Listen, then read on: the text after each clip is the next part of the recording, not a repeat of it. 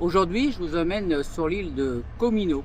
On est dans le mouillage de Blue Lagoon Sud. Alors, Blue Lagoon Sud, pourquoi on est au sud? C'est parce qu'ici, on est un peu plus tranquille. Le Blue Lagoon réel, il est derrière moi, là-bas, là où vous voyez cette eau translucide. Le problème de ce mouillage, c'est qu'il est hyper fréquenté. Là, il est 9 h du matin et vous voyez, ça commence déjà à arriver. Il y a déjà pas mal de vedettes, pas mal de touristes. Donc c'est un mouillage très fréquenté. Par contre, cette nuit, nous étions que deux bateaux mouillage, un ici sur le lagoon sud et un catamaran là-bas sur le lagoon nord qui est déjà parti ce matin. Et nous, on va pas tarder à partir derrière parce qu'après ça va vite devenir invivable ici. Mais le mouillage, sinon, c'est un véritable paradis. Le soir, à partir de 19 h, on se retrouve seul dans un milieu très sauvage. En tout cas, on était seul ici sur le mouillage. Il y avait un peu la fête derrière sur le lagoon nord là-bas. Alors, c'est un mouillage qui est assez protégé.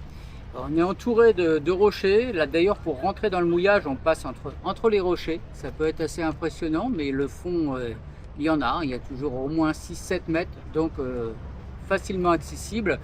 On est protégé de tous les vents, sauf ceux qui viennent de sud-ouest, qui rentrent directement là dans la passe et qui peuvent vous secouer un peu. Donc si vous avez des vents de sud-ouest ou une houle de sud-ouest, bon, peut-être à éviter, mais sinon on est relativement bien protégé. On mouille sur un fond de sable, hein, on voit toutes ces parties claires, c'est du sable, donc on en trouve facilement, il y en a beaucoup. On est sur des fonds, on est entre 5 et 8 mètres, hein, selon ce qu'on a fait. Le mouillage est assez basse quand même. Quand c'est le soir et que toutes les petites vedettes sont parties, je pense qu'on peut mettre ici 5-6 bateaux facilement sur ce mouillage.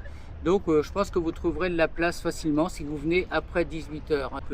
L'île de Comino, c'est l'île la plus sauvage de l'archipel de Malte, hein. On l'a fait à pied, c'est des super petits chemins en rocaille. Il reste quelques vestiges du temps des Templiers, des forts. Si vous cherchez le dépaysement et le côté sauvage, alors là, vous êtes où il faut.